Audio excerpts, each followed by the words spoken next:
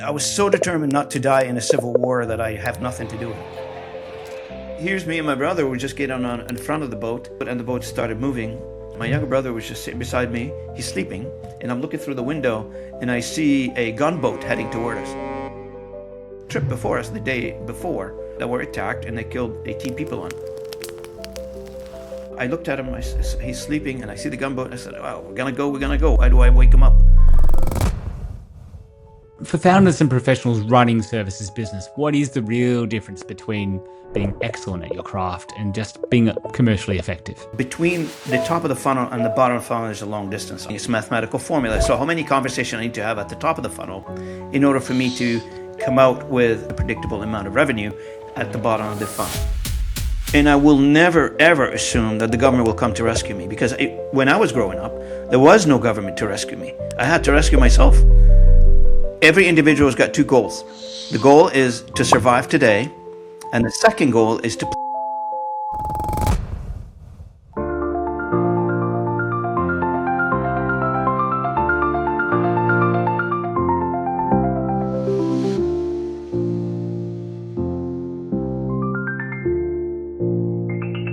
Muhami Matters with Chris Adams, powered by CJA Consulting.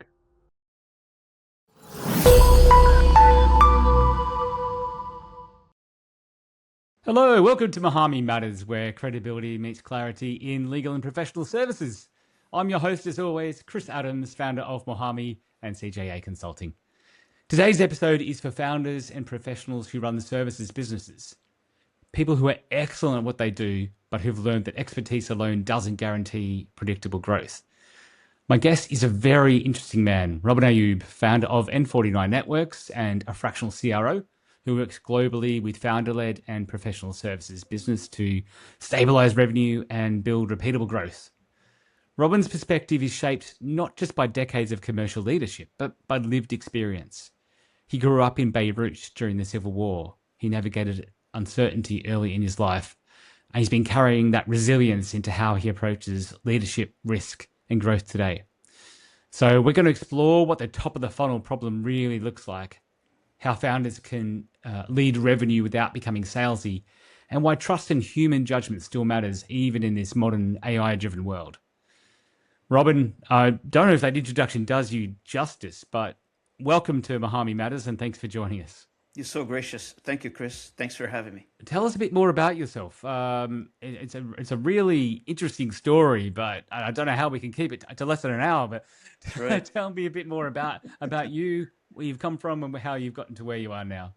That's right. And thanks for the intro. That was nice. I really appreciate it. I never heard myself in this kind of an intro before. I normally sit on this side of the microphone. I introduce others. Thank you so much for being such a gracious host and inviting me to your podcast. I really appreciate it, Chris. You're Well, welcome. You're welcome. well, my story is, you're right. And I'm about to, actually, I'm in the middle of writing my book. But for anybody who wrote books out there, it's a struggle. You write some, you pause, and you back to writing. It's a little struggle. So a lot of people are trying to put me in shape in terms of stay on track, focus, get the book done.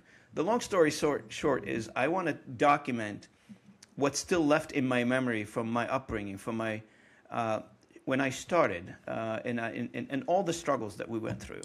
Thousands of these stories, thousands of stories, and I'm sure I'm not the only one who went through in a young age through hardship. I'm sure, like people in Ukraine today or Russia, or it doesn't matter where you are, you're going through in Africa, in a bunch of other places around the world, you're going through hardships. My heart goes out to you because I've been there.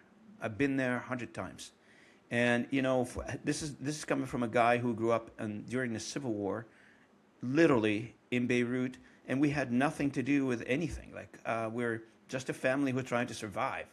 My father and my mother had 5 kids, and they're trying just to make sure that there's food on the table. We don't come from a rich aristocratic Lebanese family by any mean. We come from a, decent but not really rich. I mean, we're just barely surviving.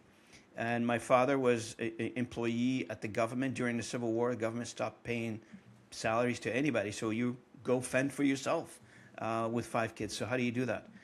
beside the fact that I had to gain education in Beirut during the Civil War, and my college, I remember it was right on the demarcation line, and snipers used to love us, take Wow. take pot shot at anybody who walks in the university campus, on both sides. So it's a bit, try to get education in the middle of all this, try to survive in the middle of all this. It's really tough, and I don't forget that.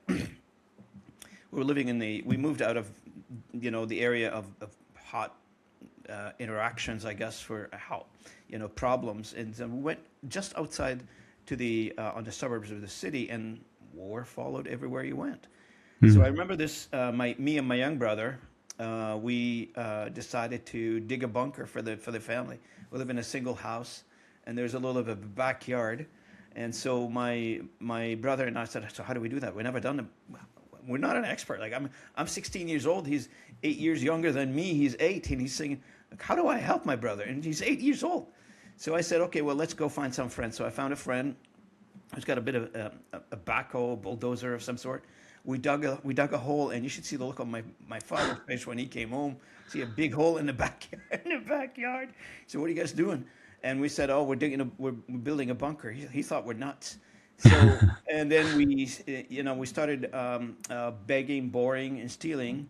Try to get not literally stealing, but try to beg, borrow, steal, like the old Yes. The old phrasing.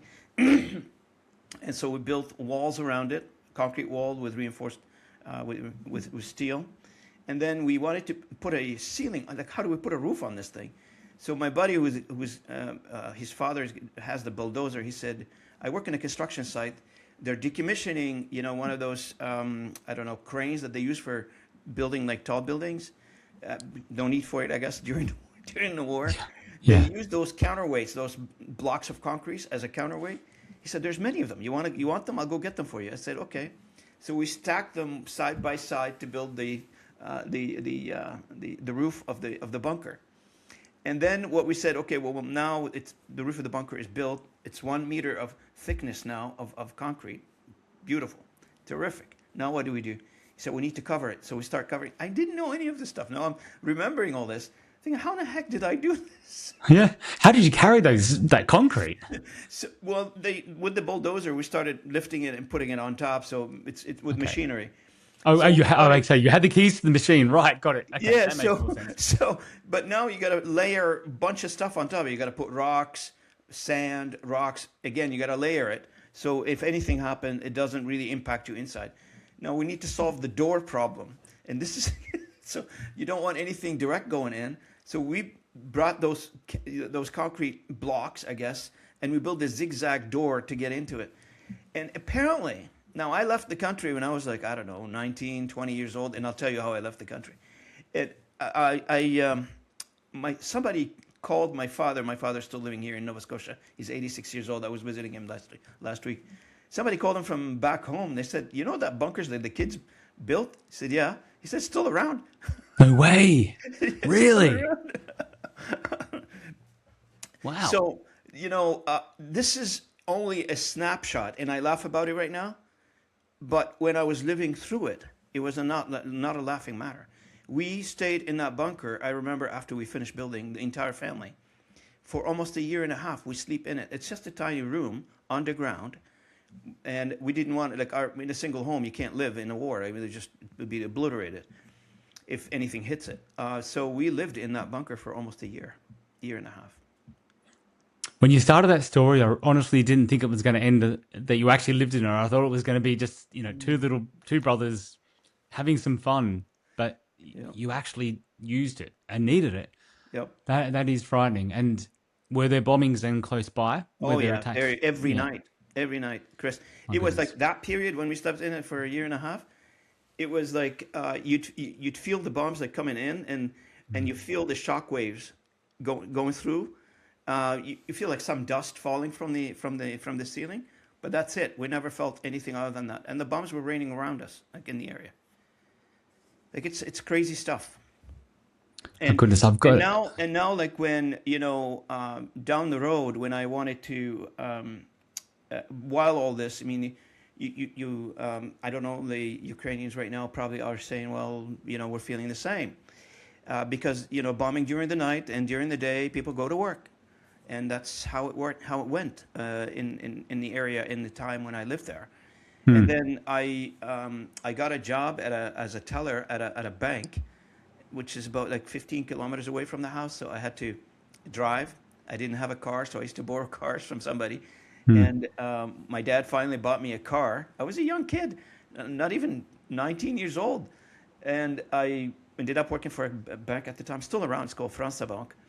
And I was a teller there. And one day we were in a town called Jounieh, which is north of Beirut.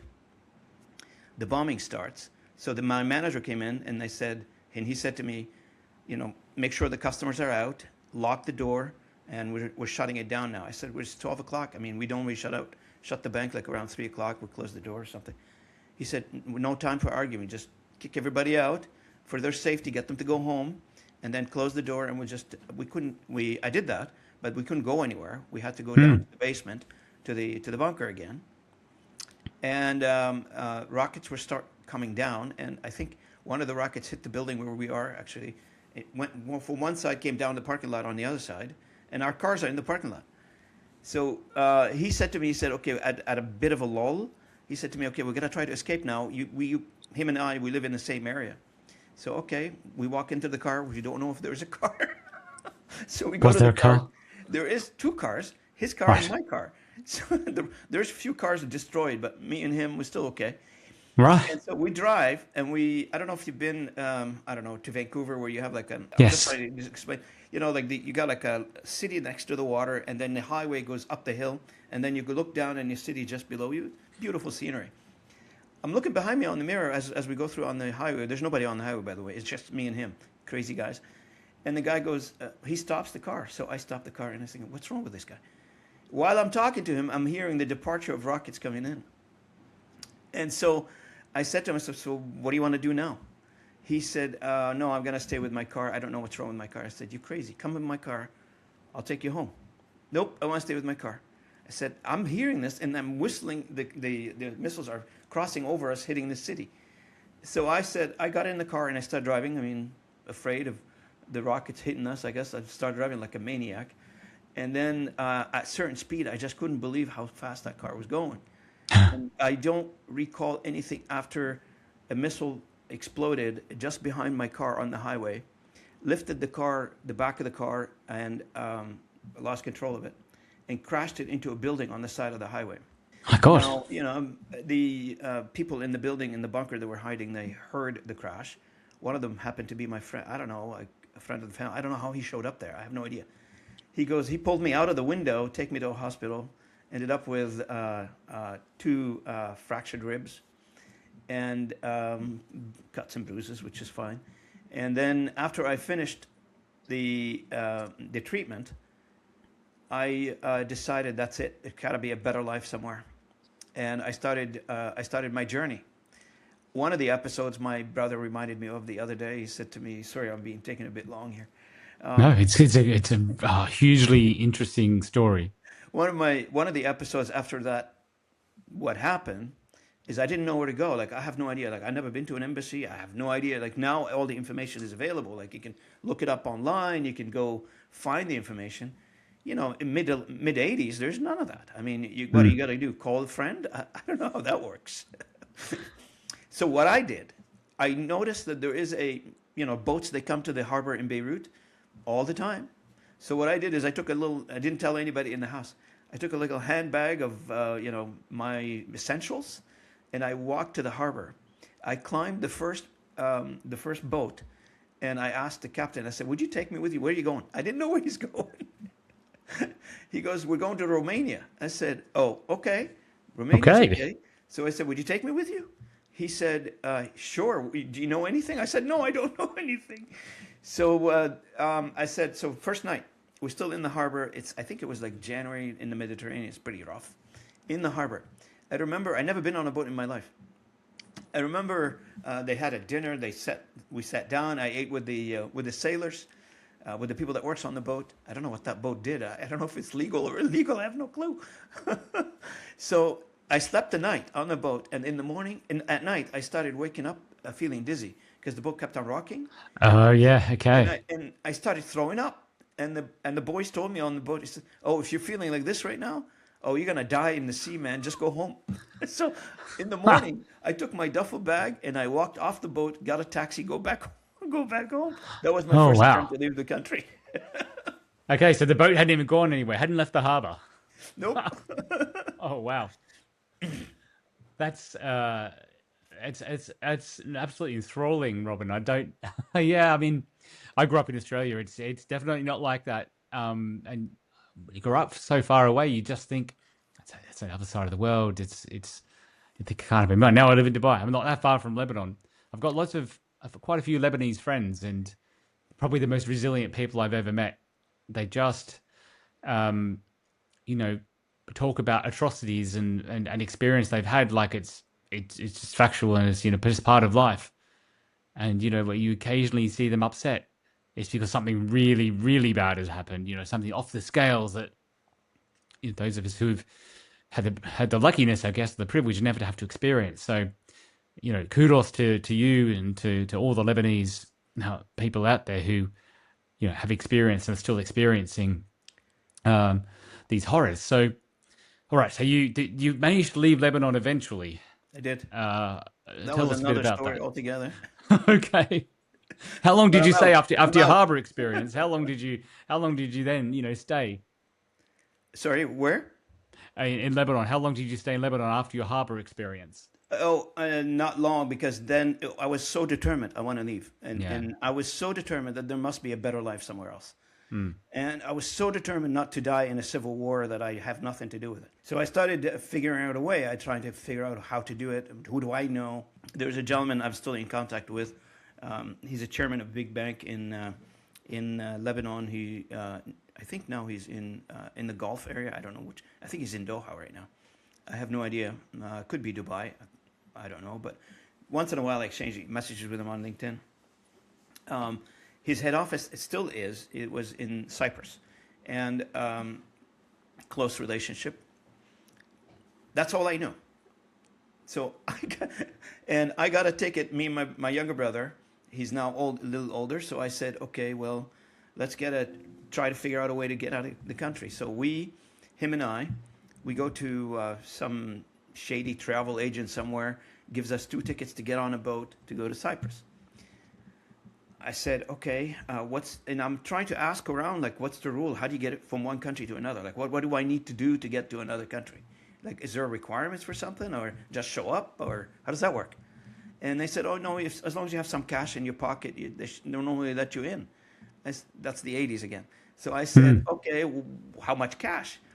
And somebody says to me, like, you need like $1,000 per person or something. It was a low barrier to entry back then. I said, I don't have $1,000. Where do I get $1,000 from? So anyway, we had a chat with the family, and my father, I think, sold my car or something. I don't know how he did it, but he ended up with $2,000, one for me, one for my brother. Put it in our pocket, and now we need to figure out how to get on a boat to go, because now while I'm having all this conversation, bombs are still like not interrupting; Mm. they're still falling around. And when back in the days, when the boat is approaching the harbor, it used to be a good target I'll practice. bet. Yeah. Yeah. So here's me and my brother. We just get on in front of the boat, and it wasn't like a regular boat. It was one of those. It almost looks like a hovercraft. It just traveled on the surface. Pretty fast boat, because you don't want to be slow in the middle of in the middle of the boat. No, no, definitely not. Unless Cyprus is closer to Romania, though. That's right. And so we get on the boat, him and I've never been on a boat. I said, and everybody, like, they only have like, what is it, like 10 minutes to load up as many people as they can, because they don't want to get stuck loading people. And I'll never forget this. You get on the boat from the top and you slide down. Normally you go down on the stairs, but they don't have the time for the stairs. So they stack the luggage in a way that on an incline. So what you do is you just slide on the luggage all the way down. So we did. Finally, we got on the boat, and the boat started moving. And I'll never forget that. My younger brother was just sitting beside me. He's sleeping, and I'm looking through the window, and I see a gunboat heading toward us. Now, I know, because with this, what they told us before is on the trip before us, the day before, not the same boat, but they were attacked, and they killed 18 people on. So I looked at him. He's sleeping, and I see the gunboat. I said, "Well, we're gonna go. We're gonna go. Why do I wake him up?" Yeah. Okay. So we kept on. I don't know what the captain did, but he gunned it, and the boat disappeared. So he went fast, and the boat disappeared. We ended up in Cyprus. So that's, Right. and I never been back. I don't want to go back. A lot of my colleagues from Lebanon, they tell me, "Hey, Lebanon is beautiful, man. You should go. The food is great. You know, you can eat manouche, you can eat whatever tabbouleh, whatever they eat in Lebanon nowadays. Mom makes them here better, I think." I was going to say I love Lebanese food, but I probably don't need to go to Lebanon to eat it. It's everywhere. My 83 years old mother, God bless her. I was there visiting in Nova Scotia last week. She cooks better Lebanese food than anyone I know. Of course, you got to say that about your mother's food, if otherwise, we wouldn't be good sons or daughters. I think I might have to go to Nova Scotia then, rather than Beirut. Anytime Having you're in said Nova that, I would love Scotia, to you're go. invited. I would love to go to Beirut. I think yeah, it's meant to be very beautiful. I've got some friends in Lebanon, but yes, I think I think I developed a little bit substantially. of PTSD for that, to be honest with you, Yeah, Chris. no, I Uh, understand. and I don't take that lightly because many Yeah, people suffer through that. And I remember when I first came to Canada, which is a quiet country, everybody's polite, everybody's very nice. I'll be sitting at home, like I hear the door slam, I'll jump off the couch and I just drop like a bomb hit or something. yeah, yeah. And does that PTSD interrupt your life? Does it have an effect on your life? No, I'm over it, Hmm. but I don't want to go back and visit the crime, the what do you call it, the crime scene, for the lack of a Seeing better the word. crime, yeah, yeah. And I don't want to. I want nothing to do with it. Hmm. And of course, I've got my cousins and I've got a lot of family still left there. I don't know. It is more for me. It's I got nothing against anybody. I don't have any grudge against anyone. I'm a peaceful guy who's trying to survive, I guess, who's trying to live his life Hmm. as normal as can be. But I don't want to be reminded of what was. Yeah. I think that's completely understandable. And yeah, you don't want to. There's no need to relive those experiences. No, when I came to Canada, and we started life. I managed to get a computer science degree from University of Lebanon when I was home. When I was in Lebanon, I don't call Lebanon home anymore. Canada is my home. I started working here, and I thought, okay, I'll get a job in IT of some sort. Well, no, because I didn't speak English when I got to Canada. That's a little bit of a caveat. I only spoke French and Arabic. French is okay because I landed in Montreal, but Yeah, I mean, helps. Yeah, it's fine. And I landed in Montreal. I'm thinking like, oh, it's such a large city. I don't know, man. I just left a large city, and it didn't end up well. I still have that in my head. yeah. So I'm in the hotel, so I'm not familiar with the Canada map. So I looked up, and I see like the Atlantic coast, and for us who come from the Middle East, cities around the coast normally have a better condition of life. And so I ended up in New Brunswick, which is I call home now. The province was such a gracious province to receive us, me and my family, and host us, and we became citizens of New Brunswick. Now I didn't start in IT, and that goes back to the resilience thing. I started literally day one as soon as I arrived. I don't even have a winter clothes. I arrived February 19, 1990 to Canada. And Right. February 19th. Now, I don't know, for a guy who just came from the Middle East, never saw snow. I mean, I used to go to the mountains in Lebanon and ski, but not like this. No. And we didn't have any place to stay, so we stayed at a basement of a church for a few days until we got figure out where the heck we are. And then the gentleman showed up, and he knew that there's a family just landed, and he's trying to help. Thank God for that. He said, "Does anybody need work?" I said, "Yeah, I'll work. What do you have?" He said, "They're building and he's speaking Arabic to me, by the way. They're building a hotel up a hill, and they need workers. Do you know anything about construction?" I said, "Hell no, I don't know anything about construction." So he said, "Okay, well, come on, let's go." So I go in the car with him. He said, "Do you have winter clothes?" I said, "No." He takes me to his house. He gives me shoes from his son, happened to be a little my size, I guess. It fit. He gave me a jacket, winter jacket, for one of his kids. I take it, and I'll never forget that, and I thank him for that, as long as I live. And he took me to the construction site, introduced me to somebody who became, him and his family, they became good friends of mine later on. Wilford Waite, I can never forget Wilford. And I said, so what's my job? What do you guys want me to do? The guy's doing the interpretation. Hence, I'm in languages now. Yeah, it makes sense. Yeah. He tells me, look, we want you to, do you know how to use a broom? He figured out this guy doesn't know anything. I said, I know how to use a broom. That's fine. He said, go start cleaning after the construction workers. I said, okay. They're building like 5-6 story building. So I said, what do I do? He said, start from the top all the way down. I said, all right. And how do I go? I was just I don't know how to go back home. There's a bit of a distance. I don't know where home is. I never used a public transportation in my life. There's not. What do I use? So all I know is I'm on the hill and all the way down.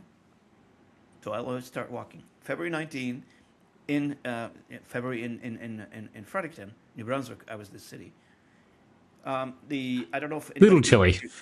I don't know if anybody can picture this. The sidewalks are not sidewalks; they're tunnels. Like there's a wall of snow all around you, and you can't see what's going on around you. Like they had had a major storm, and I have no idea. And I tried to figure out how to get to my home. I got home that night, all frozen. My mother saw me like I can't feel anything. Like my head, my arms, my legs, I can't feel anything. So, but anyway, now I want to go back the next day to work. So, the people at the construction, they called the guy who sent me up. He said, "Don't send him back. We don't need him." So I'm just dressed up in the morning and trying to get to somebody would pick me up. I said, "Oh, you were fired." I said, "Fired from what? From the construction site?" He said, "Yeah." I said, "Okay." So I didn't do anything. I just went back and what the hell? I'll find another something else. Then the Wilford, that guy that became my friend later, he drove back to the house to the church where we were staying, and he says, "Where's Robin?" And somebody answered him. He's downstairs. Go get him. So I go up. He said, "How come you're not at work?" I said, "Well, you guys have fired me." He said, "Don't worry. My father doesn't know what he's talking about. Get in the car." So I got in the car and went back. Now, through that whole exchange with him, he found out that I'm a programmer. He said, we need to rewrite our billing system. Can you do that? So let me take a look. So I started working with him, and from there on, I found my way around. So you're better with tech than with the broom. That's the moral of the story. For a broom job. I can't believe it.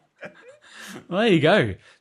How did your family get over from? I know you and your brother were on the ferry to Cyprus, Yeah. but then how did you all manage to, rendezvous in Canada? So when I was applying for Variety, first when you go to Cyprus, I have no idea what I am. I don't speak the language. It takes a bit of a discovery. We had some help. Good people helped us, trying to figure out all this. Give us information. And I got a job in Nicosia. I was working for a studio where we produced commercials for televisions, etc. Lumiere Studio, it was called. And finally, after going with my friends, they go to different embassies, they talk to different people. When I walked into the Canadian embassy, I was floored, how polite these people are. Like the other ones, it was a bit of an issue to talk to people. They treat you with rejections at first, acceptance way down. When we walked into the Canadian consulate, the officials were talking to us like one-on-one, like I'm talking to you right now. That was never happening in the 80s. I was so impressed how polite these people are. And I didn't know Canadians at the time, nothing. So my brother and I would just go in and say, okay, this is the country we're going to go into. These people seem to be nice. So, okay, what do we do now? You guys have to fill out an application, immigration application. We're not coming refugees. We're not doing any of that stuff. We either go officially in an official status or I'm not going anywhere. So I fill out an application. My brother at the time, still under 18. I'm older than him. While we're filling out the application, they said, oh, you're underage. Where's your parents? They said they're still in Lebanon. Are they interested in coming to Canada? Yeah, I guess so. So we go out Why not? and we fill out applications for. They came in actually, and we told them what happened. So my parents came on the boat again, filled out their applications with my sisters, etc., and my third brother. And now the whole family is under the same process. So we got all of our visas at the same time, and during which our home, the one that we built a bunker behind it, got completely destroyed, Chris. Like nothing left of it. My mother still showed me the pictures once in a while. She still has some pictures at home. I don't know how she took those away with her. Things were completely. My parents lost everything at that stage. Said, okay, the timing was good. We got our visas to go to Canada. There's nothing left in Lebanon, so let's get on, go to Canada. And we came all on the same plane, same time. I had saved some money for the tickets for everybody in Nicosia where I was working. Me and my brother bought tickets for everybody and put them on the same plane and arrived to Canada. Literally, when we arrived in Canada, we had nothing. That's why we stayed in various places until we get, a little bit of money to move on, I guess. Well, I've got to say, Robin, you're a go-getter. You're a doer. Resilience, I think, doesn't even cover it. Resilient doesn't even cover it. But I can see there the entrepreneurial spirit that comes across, because wherever you landed, you've managed to land on your feet. You found a job in Cyprus. You got enough money for your family. You got yourselves to Canada despite not speaking, a word of English. And you obviously came there with a degree and discovered you're much better at technology and programming than you are at manual labor. But then you've done so many other things in your life. So you started out with this technical background, computer science, engineering, and then I believe later you've progressed along into business development and revenue leadership. Are there skills that you see there that have you've learned and have been consistent throughout, consistently useful, that have seen you through all these challenges and helped you to grasp these opportunities? You know what? The one thing is I was able to continue enhance, and the one skill that I continue to enhance every day is the ability to see beyond what is, the ability to see beyond what the job is, what the situation is, and see around the corner, to have a long-term view of things. Because a lot of times when we, and that's what's going on now, and you see around you actually, a lot of times people they graduate, they go get a university degree, they're fine. I got my education, I got my first job, I'm happy. I go put a bunch of loans on me, I buy a condo, a car, get married, etc. A couple of years later, the job is finished. Nothing is secure in the world. If anything, Lebanon taught me, nothing is permanent. Nothing is permanent, meaning that I always have to have a plan A, B, and C behind me. I never go to bed at night with only plan A. I can't. I will never do that, because I've got a future to worry about. I've got a family. I've got obligation to worry about, and I will never ever assume that the government will come to rescue me, because when I was growing up, there was no government to rescue me. I had to rescue myself. It's interesting because there's a contrast there, because in your days in Lebanon, in your adventure on the boat out of the harbor and your return, Yeah. and then your adventures, you were dealing with what was in front of you. You were forced to deal with day to day. Literally, when you went to that building site and went home, and you were like, okay, all I know is tomorrow I'm going back to that building site. Yet, what you just said is talking about seeing around the corner and seeing far into the future. So that is a contrast, but it's also, I think, quite unique. Absolutely. Not a lot of people can do that. Absolutely. And you know what, Chris? You've got every individual has got two goals. The goal is to survive today, and the second goal is to plan for tomorrow. And if you only take one thing, it said, like, this is what I was working in construction, which I didn't know at the time. Am I gonna be doing like my career in construction? I didn't know at the time, but all I know at the time, and many people go through this, is I'm the only person working in a 7-member family, and we've got no income. The idea is that we need to figure out, for all of us, not just for me, for everybody who's listening, we need to figure out what happened after the whatever situation that we're in. If you think you're in stable, I mean, I don't know, some people may listen to this say, hey, my father left me a bunch of money and I don't need to worry about tomorrow, or my family left me an inheritance or some sort of a stash somewhere. Fine, you don't have to. But what I'm talking about is, and I'm sure many immigrants will feel the same thing, or many people who moved from one country to another country to start over or to build something new, that will feel the same. I am always looking behind what's behind the corner. I've worked for a company, and this is the latest episode in my career, for 23 years. I was the general manager. I was a vice president of sales. All was fine. I built that company from pretty much nothing. There were $800,000 or $1 million, I think, in that vicinity, Canadian. Took them to $29 million in 5 years. I built a good track record, but I never ever thought that the successes I was having back then are the end all be all, because I didn't know. I don't know how to. Things would change. A PE firm can come in and buy the company and say, I don't need you. Now what? What's next? Do I wait? Do I sit and wait and figure it out, or do I have a plan already to execute? I'd rather have a plan to execute. Yeah. And I guess so the company you talked about, you worked in for 23 years. It's not your company, is it? It's No. someone else you've worked for. Yeah. So the long story there is, like, I worked for.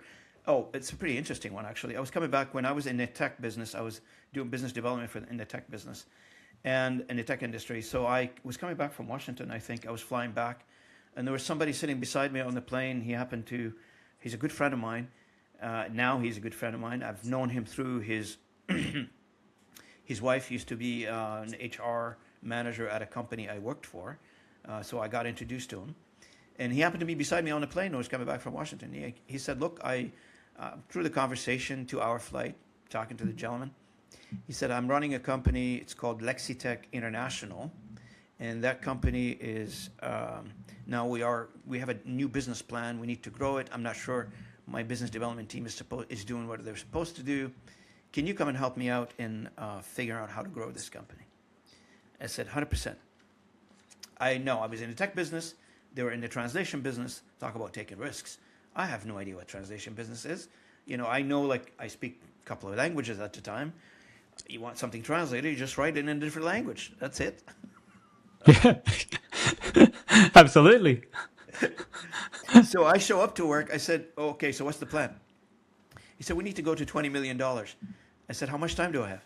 He said, you have 5 years. I said, where are you now? He said, well, shy of $1 million. How much do you sell this stuff? And just for the audience to get a perspective. He said, we sell at 25 cents at the time. And I'm thinking in my head, like, how many of those do I have to sell to get to 20 million? Yeah.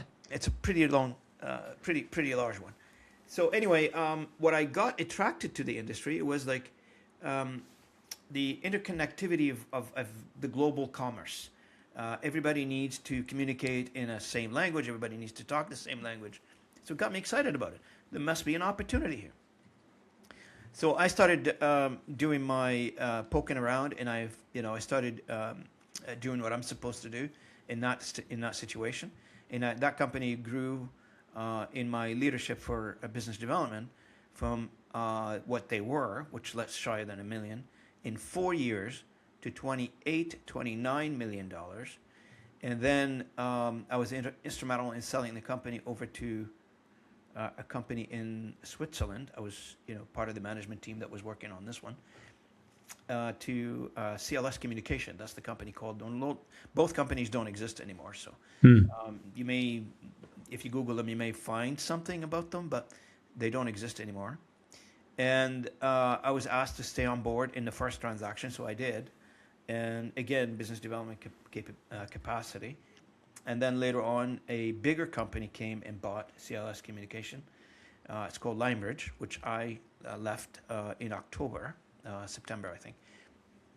And so now here I am. I've served in the language industry. I still work in the language industry from a in and out kind of thing. I do fractional CRO for for various companies. Obviously, I've got a few customers in the language industry, and that's the progression story. Take one company, grow it. Take a second company, grow it. You end up wearing it. Any of these companies end up being yours? Because No, it's no. one no. So that you've always grown up for other people. That's right, and that's where when I separated from Lionbridge, it triggered in my brain. So okay, I've done this for others. How come I can't do it for myself?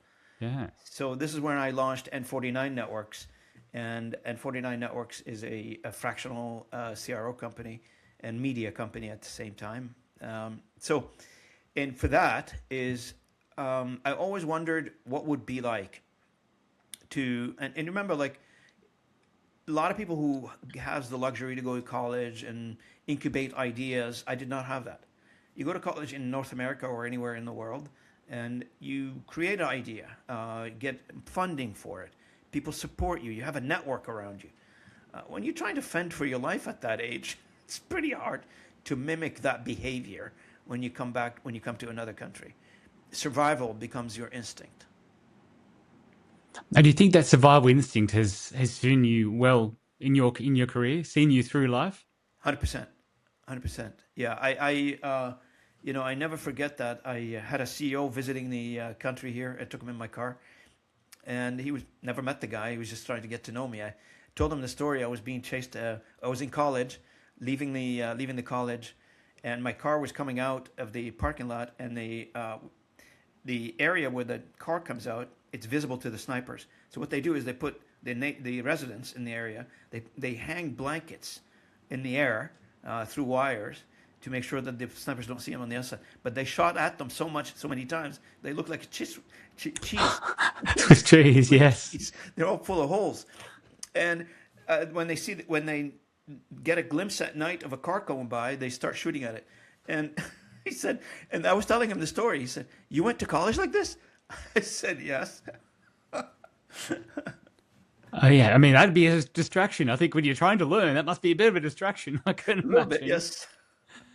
So you've done very, very well for yourself to have gotten through college, to have been so successful and change countries, move countries. So there are so many questions that this spear off that Robert, that it's hard to know where to start.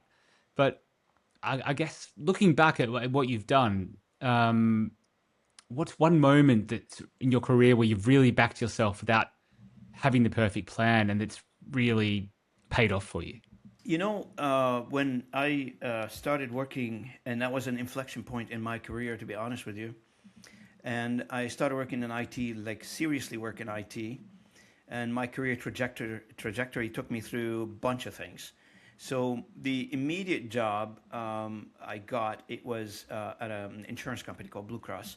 And I was an actuarial support analyst. And I started taking some upgrading my skills, getting trained, and learning English properly. And I remember a friend of mine yesterday, was my birthday 2 days ago. She was sending me Happy birthday. Thank you, Chris. Appreciate it. She sent me a birthday message, and I sent her back a note. Said, "Do you remember when you taught me English?" Because when I wrote my first program at that company, my first immediate challenge was to write a memo telling people or showing to people how to use the program. And I have no idea. I can write the code, but I don't know how to write the language. So God bless her, Heather. She used to come in and help me write in English. So I said, okay, that works. And from there, I ended up getting hired and again, after that, started the proper, trajectory of my career. I never really, I would poke around, see if there was jobs out there, but I never seriously applied for anything. People will find out who I am, and they just say, "Hey, Robin, you want to come and work for us?" I got hired by the telephone company of New Brunswick, where I was living. And I said, "So what kind of job do you want me to do?" He said, "We want you to be a system engineer." So basically design networks and put IP networks together and stuff. Again, I'm learning on the go here because, again, I'm a software guy coming into an infrastructure environment. I had to take some courses. So I did the whole circuit, take, Cisco courses and get, the IEEEs and all that stuff. So I did all that. And now I became a system engineer and I'm designing networks. But it always in my head, that whole, differentiator that really brought to life in my world is your job does not define the box that was drawn to you by HR. You do what's necessary. You do what's obligatory for the company to survive, to do better. So one day, I was leaving the office with a router under my arm. So there's this gray-haired guy coming out in the same door, and he looks at me and says, "Where are you going with this?" I said, "I'm going to install it to a customer." Well, that's an installer's job. That's not your job. What are you doing with it? I said, "I'm going to take it to a customer premises and I'm going to install it.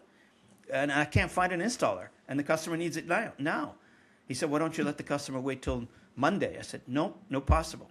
The customer wants to install it before the weekend." "What's your name?" I told him my name. He wrote it down, and that's it. That guy was a CEO of a company. I didn't know him. There's no internet. I don't know how he looks like. So I went to the customer premises, installed it, came back. Long story forward, one day I was working, and I remember I had like a big Visio diagram trying to put a network together, and the gentleman came in, the same guy came in, and kneeled beside my desk. He said, "So, you're Robin, right?" I said, "Yeah, I remember you. Who are you again?" He told me. I'm still friend with him. He's 90 years old. God bless him. Jerry Pond. He goes, "My name is Jerry, and I am the CEO of the company, and I need you today."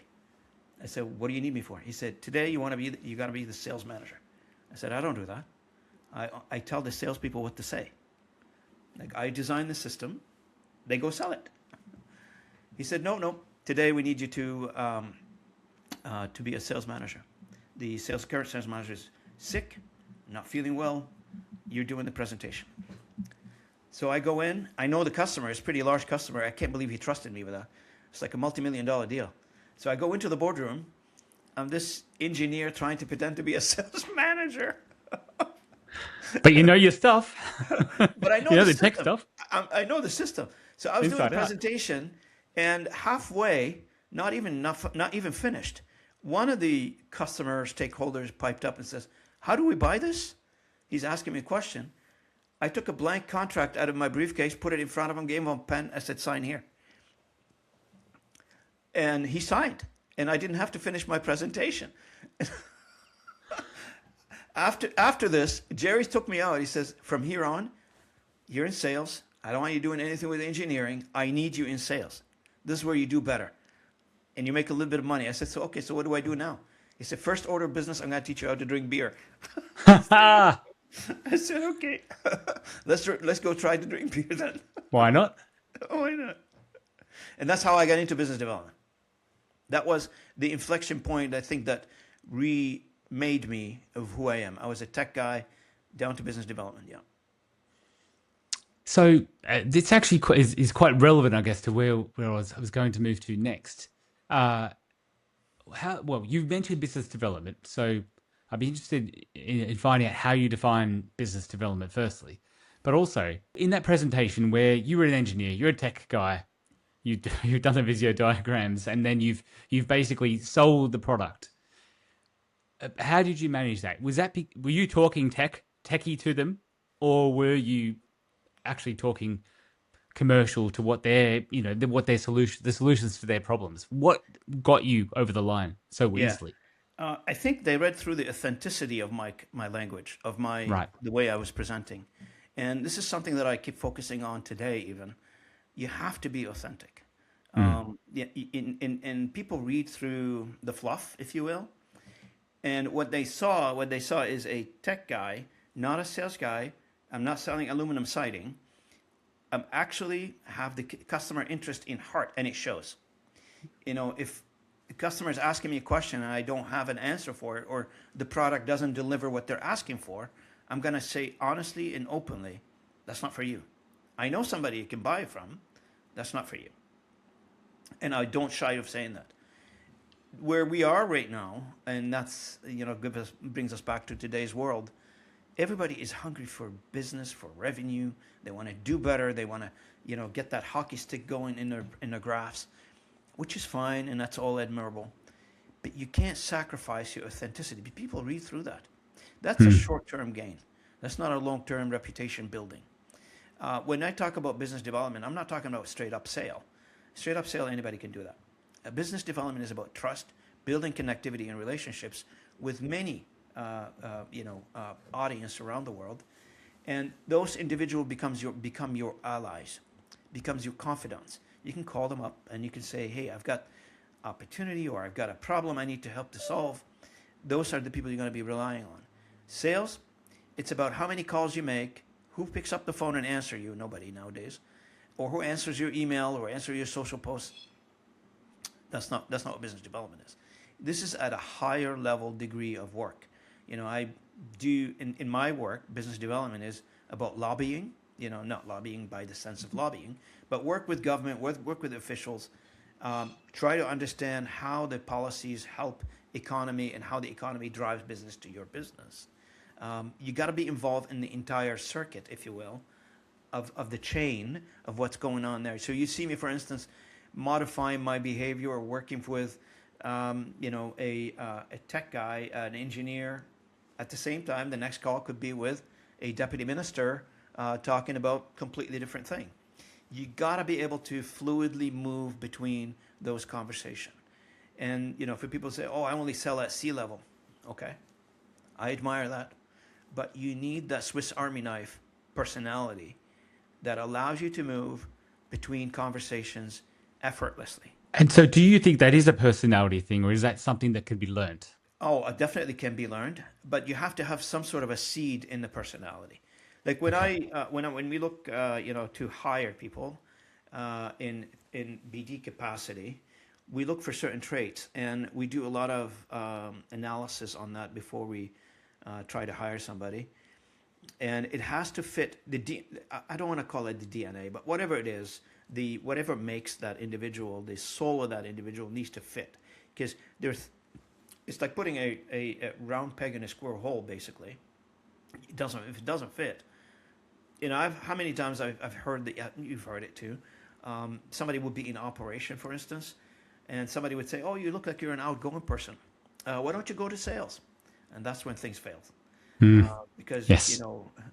we have a saying: you can take people out of the maritime, but you can take the maritime out of people.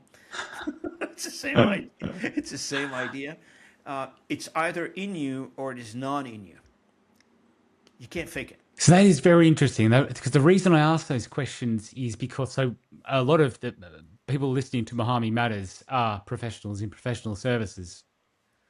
And the nature of professional services is, as I'm sure you understand quite well, but the reality is that taking lawyers, for example, I've spent most of my career in marketing and business development in law.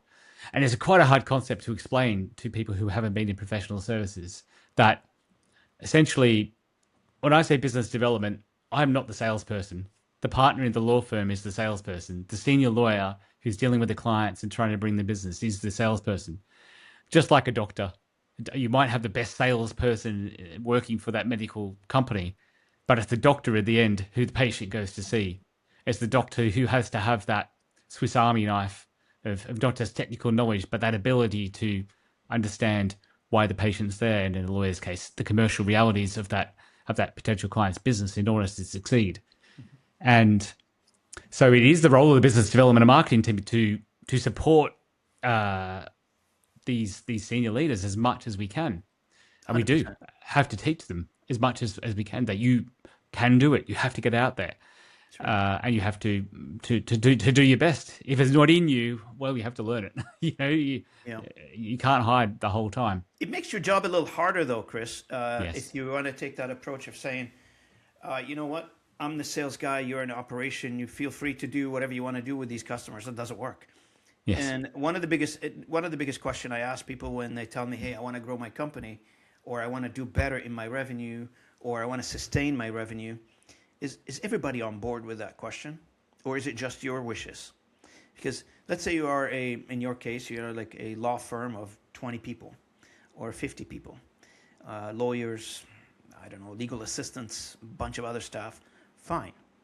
If I bring you 1,000 customers and, there was one, I don't know, say 2 or 3 employees in the company, they don't care. They don't like it. Extra work. They're not getting paid more. They're just seeing more and more work coming to them, but no benefits. They will sabotage that work. and they will affect the way this company is going to be gaining and retaining customers. If either everybody on board or not. If they're not on board, yeah, you can hire business development, you can drive the crowd to that agency, fine, by doing like social, building websites and doing all that stuff that, people do normally to attract.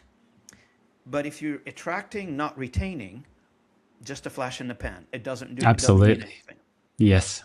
Yeah, absolutely. And that is what I try and teach my clients now, is that you don't have to have that full Swiss Army knife, but you do have to put yourself out there, and you do have to try and it's my job to give you those tools. It's my job to help you equip your knife.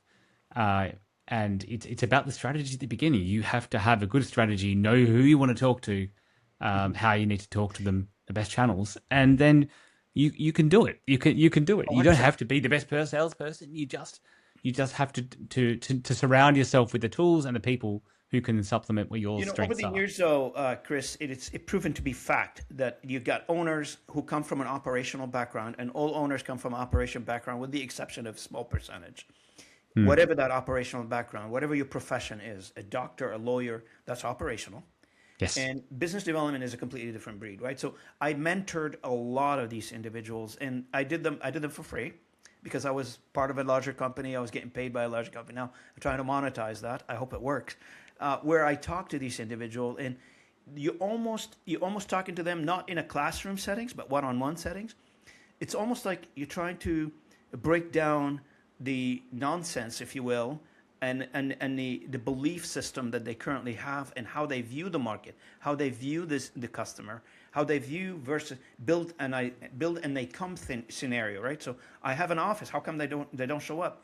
Or I've got a profession. How come they're not showing up? Well, there are a few things we need to modify, and let's start by talking together about how do we talk to customers? How do we view customers? What is the importance of these customers to you and to your profession and to your office? I sat down. I can give you like so many examples. There was one person in particular that's come to mind, not far away from me.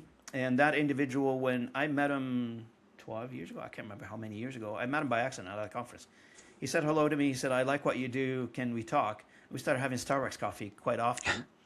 That company went from literally nothing to $20 million now. And they changed the brand, they changed the service. And how did they do that? It's just because they were talking to me, and I said, okay, there are a few things that you need to shift around, and here are a few ideas. I didn't do the work, they did the work, but they listened. It got to start with the owner, operator, shifting their mentality as to what they're going to do tomorrow, how they're going to deliver things better. Yeah, well said. I think that is right. Yeah, it is about the mentality. It is that I can do this, and I need the right people to help me, to advise me on how I do it. I think I completely agree. So we kind of covered this a little bit, but what, for founders and professionals running services business, what is the real difference between being excellent at your craft and just being, getting by, being commercially effective? To elevate to level of excellence from actually just doing the work is a few things. One is it your opinion as an owner operator that you're excellent, or is the opinion of your customers? It goes back to customers. How do they view you? Not because you went to a good school and you have a shiny office or you have a shiny website. In some cases, a lot of people think that. You're good at what you do. Those are just facade for something, and they're not necessarily the end-all, be-all. Also, the second thing is sustainability. Are you able to sustain that reputation for a while? And because a lot of times, many people have the good days, bad days, and the good experiences and the bad experiences. Hopefully the good experiences outweigh the bad experiences. That's what we all hope for. But sustaining that level of delivery of services at an excellent level, it takes a lot of discipline, and it takes a lot of education, a lot of know-how, a lot of support network around you. You need people like me and Chris, for instance, talking to you, advising you, showing you the right way of doing, or there are opinion, maybe like many different ways of doing things, but listen to some of the experts out there. Don't be shy of reaching out to entrepreneurs such as Chris and myself, and I'm sure there's thousands of others, and seek those outside opinion. What tend to happen in owner-operator, they develop a sort of a chamber, an echo chamber. They don't talk to many people because they're busy. They only talk to people around them, and that conversation gets recycled and recycled and recycled all the time. It doesn't give you anything new. And what I am suggesting is introduce a new way of thinking from the outside in. Get the outside perspective into your world. I've done that with my own business recently, and it's in the space of a few weeks, it's made a huge difference because I'm not practicing what I preach. I'm too close to what I'm doing. I can't see it. I can't see the wood through the trees. It's too close. As soon as you get someone that's that bit further distance away that you could trust, that knows you but doesn't know you in and out until they deal with you. Oh my goodness, it crystallizes so many things that are right there. Yeah, so 100%. I completely see where you're coming from. Yeah. Now, you've obviously got a high tolerance for uncertainty, and many founders, especially in the early years of their businesses, I think, live in a constant flux, I guess, a constant state of uncertainty, particularly around revenue. Why doesn't personal resilience automatically translate into business predictability? Because in just me, my opinion, obviously everybody looks at this topic from their own angle and their own situation, and there's many dynamics to this, Chris. But just from me, from my experience and based on what I've seen, generally people don't have predictability for the future or predictability for revenue or security is because of limited focus. Yeah, okay. We tend to draw boxes around where we are. It's called comfort zone. And we try to get predictability within the comfort zone. I can't believe in, 300 countries around the world, 7, 8 billion people living in it, there's not enough opportunities to create security. I just can't believe that. I don't, for instance, if I'm not getting lucky in terms of getting revenue in an area where I am, guess what I'm doing next? I'm looking for another area. If I'm working in an industry that is not producing, guess what I'm doing next? I'm looking for another industry. And that's when I talk about the plan A, plan B, plan C that I always keep in mind telling people. When we create that echo chamber around us, when we create that comfort zone around us, it's good to be comfortable and be happy in what you have and where you are and be satisfied. If you do not have a very good security blanket in terms of, I don't know what it is, mutual funds sitting in the bank or a bunch of cash or an inheritance somewhere, that is risk factor. You could be in a short-term gain, happy now, for we don't know what's going on around the bend. Are we going to get the light at the end of the tunnel? In a lot of cases, not a light, it's a train. How do we deal with that? Again, I live in Toronto, Canada, and I have a good life. Things are well, but at the moment when I feel like things are not going to go well, guess what I'm going to do? Shift around immediately, faster than they can blink. I'll be shifting around, business, company move, country move. Happy to do that because I've learned from when I was a kid. Survival is the key. So you mentioned moving on. So, if something's not working for you, you're not making the revenue you wanted to, you're not seeing the success you wanted to move on. How do you know when that point is? You obviously have known from your experience and you have that instinct, but not everybody does. So a lot of people, they go into a profession per se. Let's say you're a professional of some sort. You're a doctor specialized in something. You have a clinic, and that clinic is your business. It's your livelihood. And then, so people are stopped coming to you. I find that hard to believe. Maybe doctor is a bad example because everybody needs a doctor. But let's say hypothetically, indulge me for this kind of an example, that this is the case. What does the doctor do now? He's got no customers. He's got a good profession, but no customer.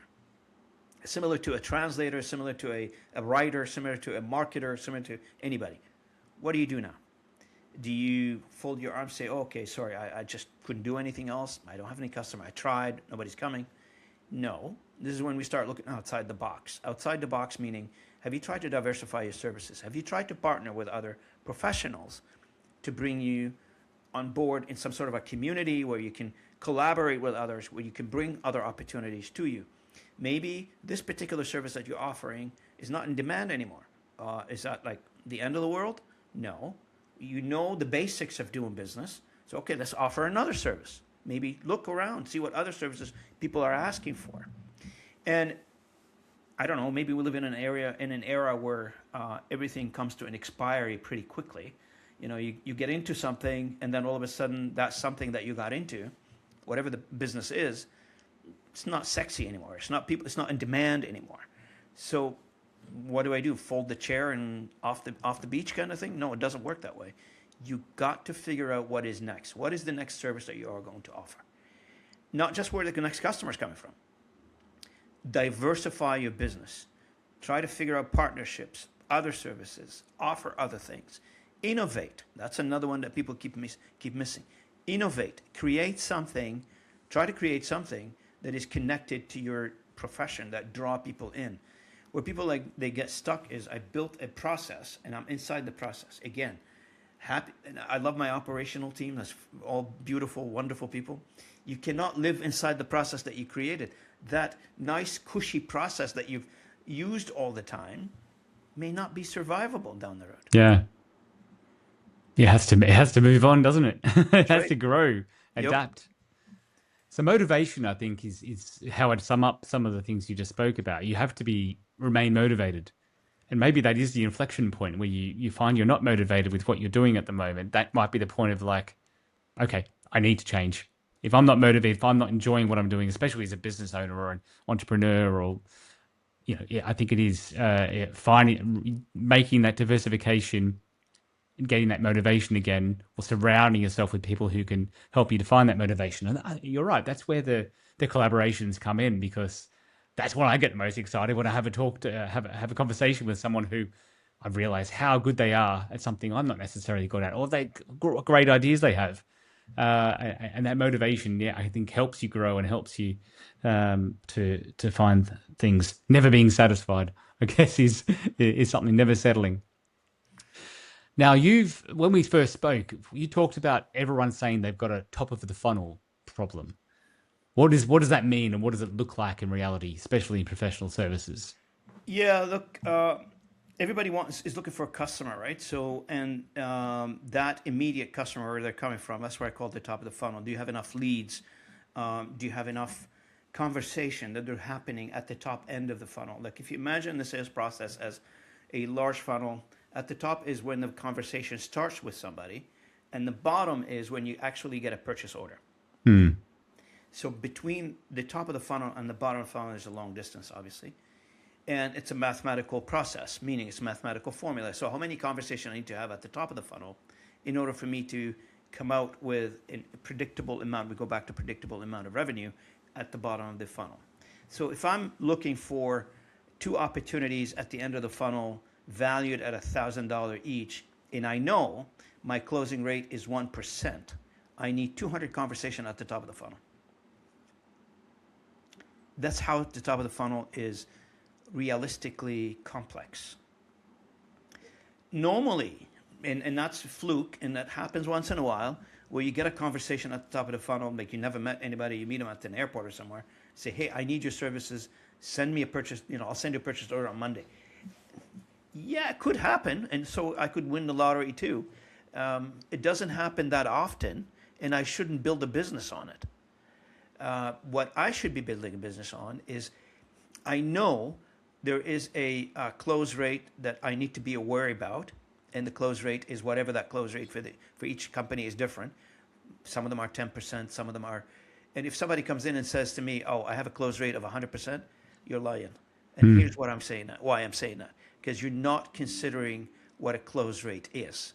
The close rate is, of all the conversation that you've had, and you record it and you put you in your CRM, if you tell me that 100% of them is closing, I got to invest in your business. I have to invest in your business, because you must have something. I mean, insulin to diabetes patients are not selling at 100% rate. So the logical and the realistic number should be between 10 to 20% if we're recording things accordingly. What I know This some people conversion will. rate you're talking about, the ones that get to the bottom of the funnel. Yeah. That's right.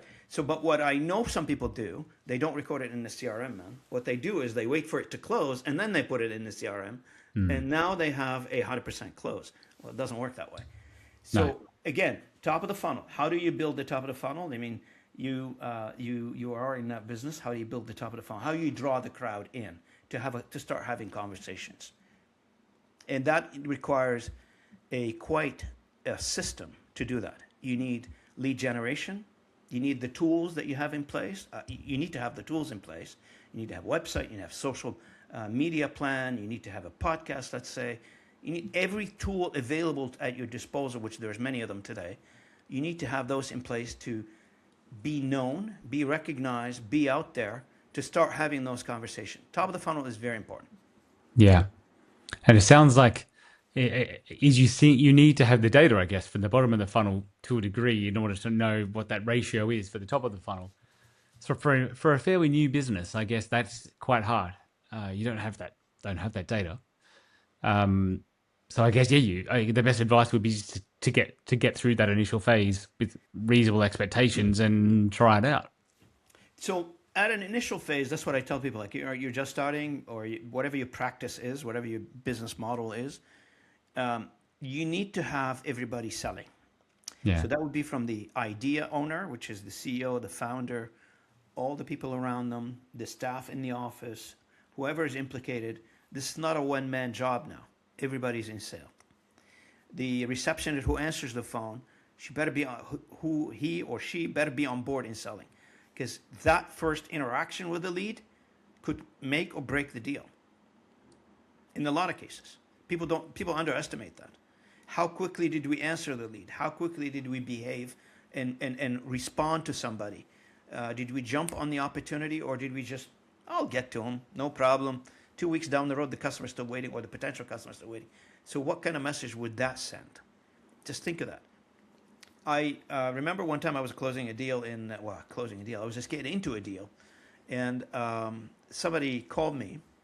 The customer called me. He said, I'm looking to buy a system, and that was before my days in the language industry.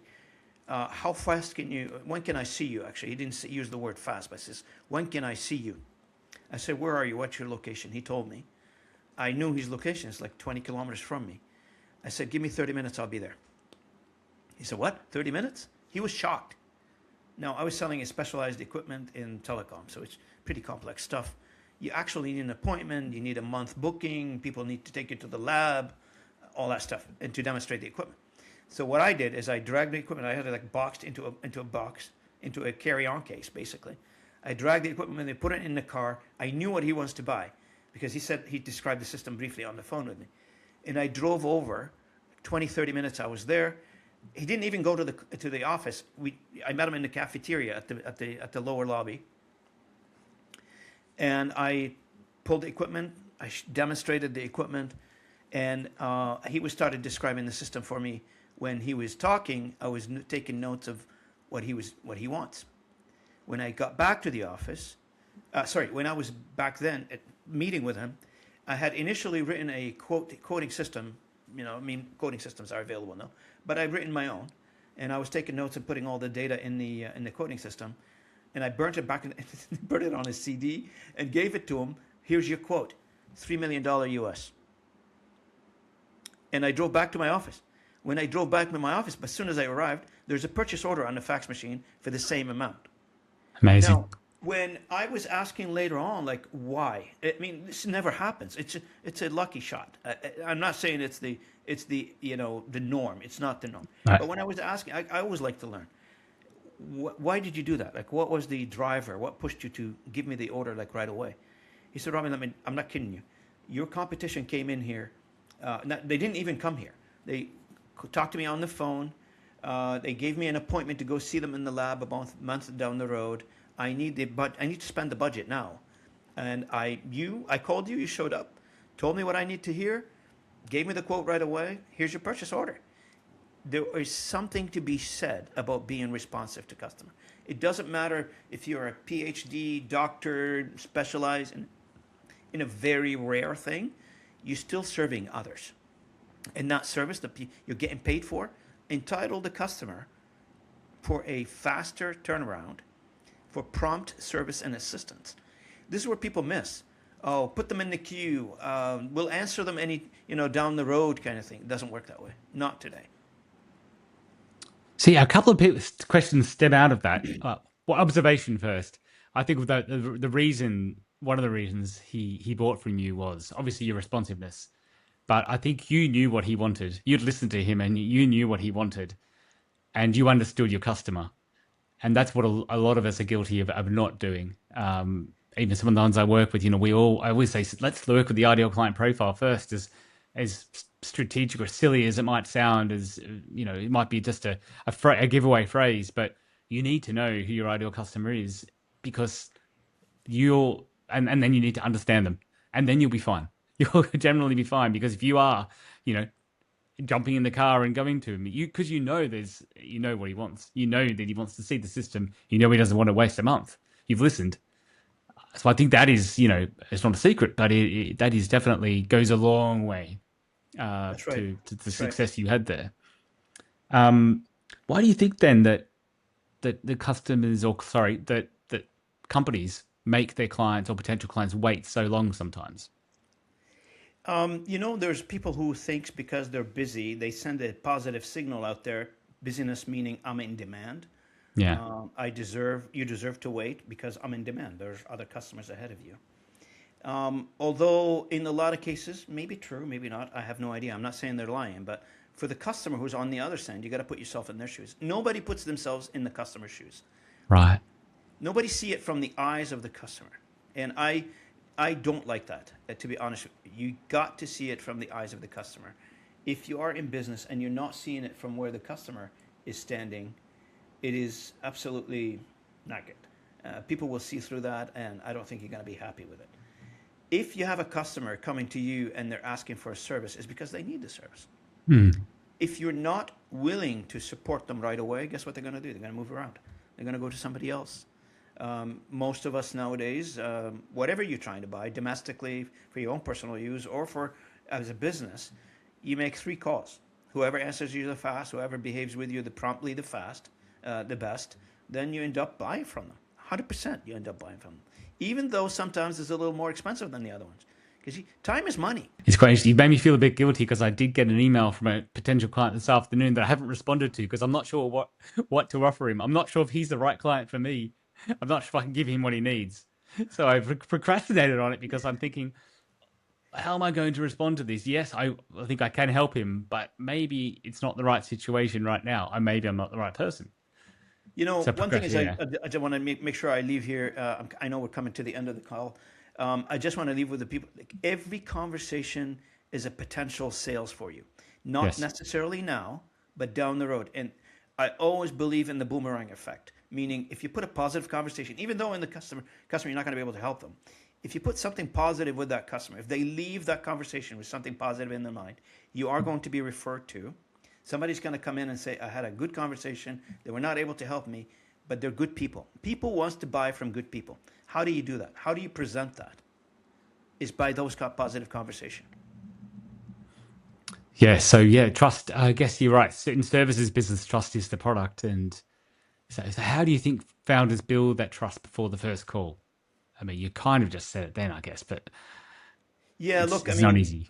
Don't when you don't concentrate too much on your services. Try to understand the others. Listen more. Trying to diagnose what the customer's looking for. A lot of times, customers don't know what they're looking for, but listening to them help them believe on their side that you're willing to listen. Hey, people are looking for people to listen to them, explain what their situation is, and then deal with that. Yeah, got it. Yeah, that makes complete sense. I think it's good advice for all of us listening out there. Now, Robin, you've got your own podcast, as you alluded to at the beginning. So tell us a little bit about that, the name, how we find it, and also what it's about. Yeah, so the Localization Fireside Chat is the podcast. You can find us on any social platform. L10nfiresidechat.com. That's the website. It guides you from there. And also, you can go on the N49Networks.com website, and you can find out a bit more about the podcast as well. You can find out a little bit about the fractional CRO services that we offer. The podcast is about talking to people who are in various positions, various skills. We talk about AI quite a bit. We talk about various aspects of management, leadership, etc. So it's quite well educational, quite well received. We haven't like 2.5 years down the road now. We're having a lot of good momentum. 2.5 million views every 7 days. It's taken off now, and I'm really happy with the stage that we're in right now from a podcast point of view. Again, it's not a money maker, as we were talking earlier. Yeah. It's something to put out there to share with others. Help, train, understand, figure out a few things. People are not necessarily looking for just a conversation. Sometimes they are, but people are looking to learn something, to figure out a problem solution to something. And that's what the podcast is focused on. I love that, Robin. That's what Muhami Matters is for as well. Honestly, it is to help people to speak to learn from people like you who've had an amazing experience in life, have learned from that, and are able to share that knowledge with others. So we're very, very grateful to you for joining us and imparting some fascinating stories about your childhood right through to what you've learned and the successes you've had recently. So thank you. Shukran. Mabruk on all your successes and all your many languages. You speak English better than I do. Yeah, and I speak Arabic too, so shukran. And thank you so much for all this. I really appreciate it, Chris. Thanks for making me part of this conversation. Much appreciated, Robin. For our audience as well, thank you for joining us. If you enjoyed today's episode, I'm very surprised if you didn't, because I really, really did. So please do subscribe, share it with your network. Join Robin's localization fireside chat as well. And for more insights and support, visit muhami.ae. Connect with me at CJA Consulting. I'm Chris Adams. Until next time, stay informed and stay empowered. Thank you for joining us on Muhami Matters. If you found today's episode valuable, subscribe and connect with me to stay updated. Join me again soon as we continue to bring you credible insights, practical strategies, and trusted advice to empower your professional journey. I'm Chris Adams. Until next time, stay informed and stay empowered.